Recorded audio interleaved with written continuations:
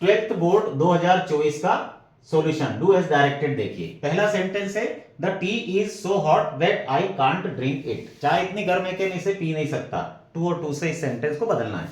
तो कुछ नहीं करना होता, इस सेंटेंस को पूरा दैट तक कॉपी कर देना है। सिर्फ इस सो की जगह ये टू लगा देना है और इस दैट की जगह ये दूसरा वाला टू लगा देना है, ठीक है। और इस दैट के बाद आपको जो सेंटेंस है वो कंप्लीट मिलता है, यानी उसमें सब्जेक्ट भी होगी, हेल्पिंग वर्ब भी होगी मॉडल वर्ब के रूप में, मेन वर्ब भी होगी और ऑब्जेक्ट भी होगा। लेकिन इस टू के बाद नियम है कि सब्जेक्ट और हेल्पिंग वर्ब नहीं आते, इसलिए उनको हटा दिया जाता है दैट सो दैट वाले वाक्य में से। और नॉट भी नहीं आता तो नॉट को भी हटा दिया जाता है और बस ड्रिंक आ जाता है। और इट भी आना चाहिए, लेकिन इसमें इट नहीं आएगा। इट अगर किसी चीज में दे रखा है किसी सेंटेंस में तो इट नहीं आता है। बाकी ये हटा के और ड्रिंक लिख दिया। इस सो की जगह ये टू, इस दैट की जगह ये टू, बस और कुछ नहीं करना। अगला, my friend sent me a letter. मेरे दोस्त ने मुझे एक लेटर भेजा। Change the voice, voice change करना है, यानी एक्टिव से पैसिव में बदलना है, एक्टिव वॉइस से पैसिव वॉइस में बदलना है। अब ये सेंटेंस जो है ये डबल ऑब्जेक्ट वाला है, दो ऑब्जेक्ट हैं।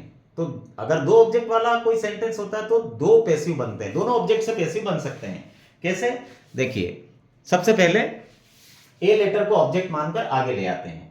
आपको पता है कि पैसिव बनाते समय ऑब्जेक्ट आगे आता है, सब्जेक्ट पीछे जाता है, वर्ब जो होती है वो थर्ड फॉर्म में हो जाती है, मेन वर्ब, और सब्जेक्ट के पहले बाय लग जाता है। और यदि कोई सर्वनाम के रूप में सब्जेक्ट दे रखा है ऑब्जेक्ट, तो उनका रूप परिवर्तित हो जाता है।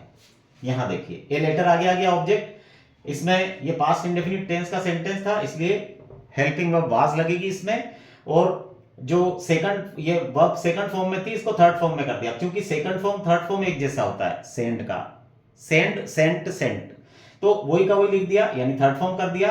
मी अपनी जगह लिख दिया और ये सब सब्जेक्ट जब पीछे जाएगा ऑब्जेक्ट की जगह, ऑब्जेक्ट तो आगे आ गया, सब्जेक्ट पीछे जाता है उसकी जगह, तो सब्जेक्ट के पहले बाय लगा दिया जाता है, लगा दिया। अगला देखिए, अब इसको ऑब्जेक्ट बनाकर आगे लाते हैं अपन, तो ये आगे आ जाएगा आई, मी का आगे आकर वाई आई बन जाएगा।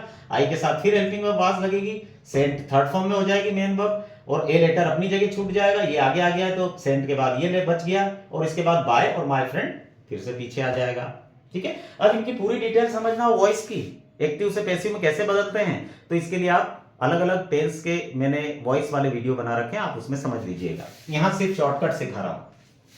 अगला है as soon as I met my friend. जैसे ही मैं अपने मित्र से मिला, आई स्टार्टेड वीपिंग, मैं रोने लगा, मैंने रोना शुरू कर दिया, है ना। नो सूनर देन से इस सेंटेंस को वापस बनाना।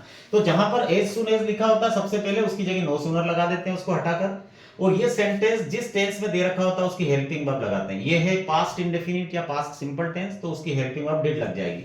और ये बाकी का हिस्सा पूरा लिख देते हैं, बस मेन वर्ब को सेकंड से फर्स्ट में ले आते हैं। यहां तक कर दिया, उसके बाद जहां कॉमा होता है वहां देन लिखकर और पीछे वाला सेंटेंस वैसा का वैसा लिख देते हैं, इसमें कोई चेंज नहीं करते, बन गया। पूरी डिटेलिंग सीखना तो नो सूनर देन वाला वीडियो देखिए। अगला, you can catch the bus, तुम बस पकड़ सकते हो। If you take a taxi, यदि तुम टैक्सी ले लोगे तो टैक्सी में जाओगे तो बस पकड़ सकते हो। अब unless in place of if के स्थान पर अनलेस लगाना है। अब इफ का अर्थ तो होता है यदि और अनलेस का अर्थ होता है यदि और नहीं, इससे सेंटेंस निगेटिव बनता है। तो अगर अपन ने सिर्फ इफ के स्थान पर अनलेस लगा दिया तो क्या हो जाएगा, you can catch the bus, तुम बस पकड़ सकते हो। Unless you take a taxi, यदि तुम टैक्सी नहीं लेते हो तो, अनलेस में यदि और नहीं दोनों है, तो क्या हो जाएगा सेंटेंस, तुम बस पकड़ सकते हो यदि तुम टैक्सी नहीं लेते हो तो, अनलेस में यदि और नहीं है। तो अगर टैक्सी नहीं लेंगे तो बस पकड़ सकते हैं क्या? नहीं पकड़ सकते।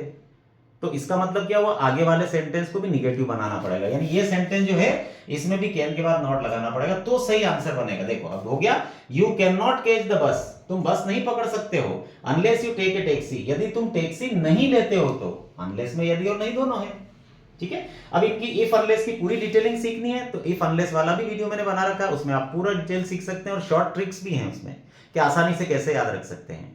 अगले सेंटेंस देखिए,